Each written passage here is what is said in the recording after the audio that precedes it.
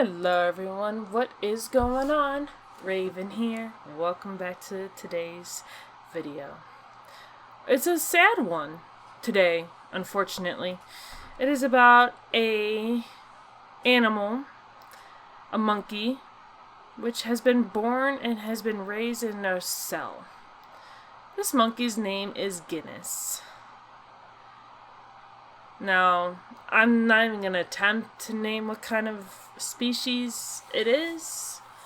It is right here in front of me, and it's like the Rhesus macaque.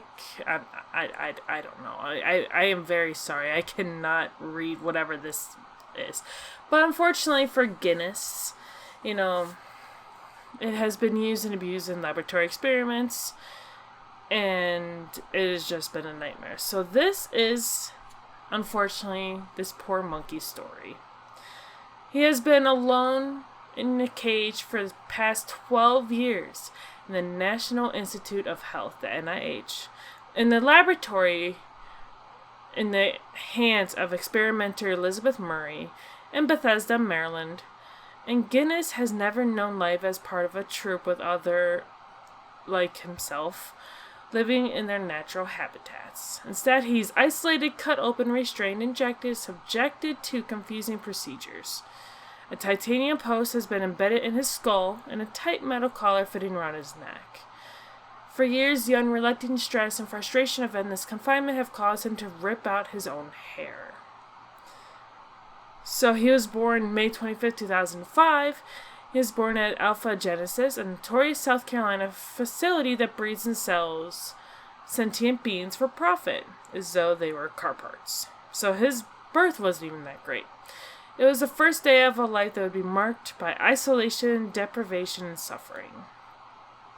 Treated with little more care than a muffler or a set of brake pads, primates at Alpha Genesis have frozen to death and died of dehydration. One juvenile monkey was killed when she was caged and attacked by other stress-imprisoned monkeys. Another monkey died after being shot with a dart gun that ruptured her internal organs.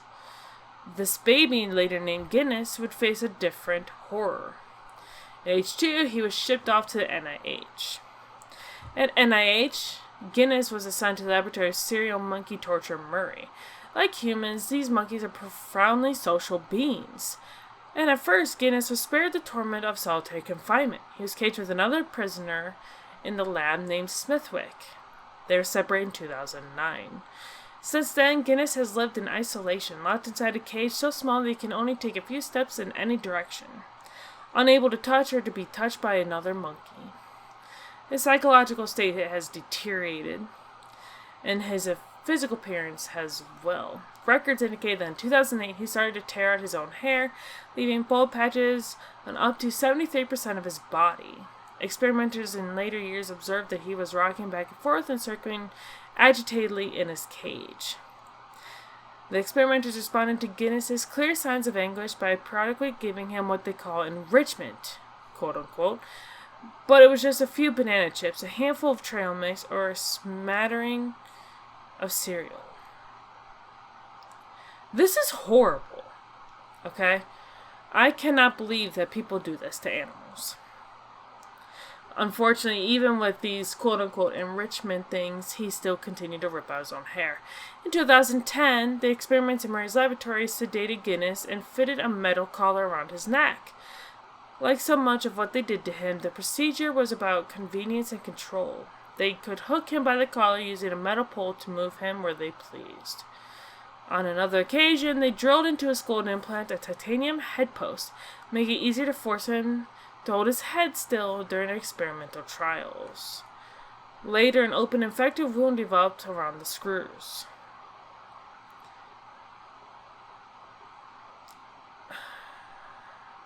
And this is not the only monkey that has been in this laboratory. There are multiples of this. So, this is just depressing. I'm sorry, but this is just horrible. And I was just reading the other day about literally pigs being treated horribly as well. I'm not going to post lot of photos is just going to be of this poor monkey. I mean, it's sad, but I'm not going to post any abuse. I mean, in a small cage like this is abuse, technically. But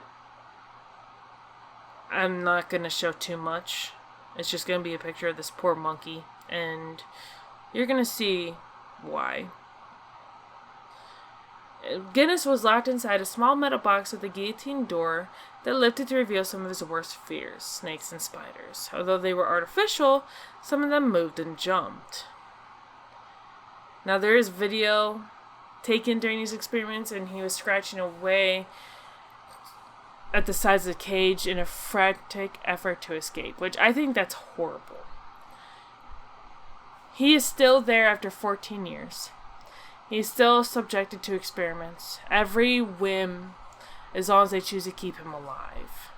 Not a moment of his life has been under his own control, not what he eats, where he sleeps, or with whom he interacts. Now, Murray has built a career out of the suffering of Guinness and hundreds of other monkeys, reducing their terror and torment to graphs and words in a journal article. She pats herself on the back for another publication, but Guinness and the other prisoners in her lab are enduring misery, without a single cure or treatment for humans to show for their anguish. Not one more monkey should be condemned to a life like this. Now this is from the PETA website, so I'm going to link this in the description, and you can actually donate to help save Guinness and other monkeys and other animals and stuff like this. If you are able to donate, please go ahead and do so.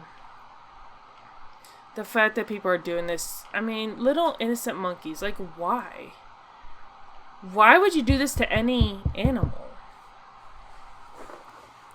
I legit do not understand why this is happening.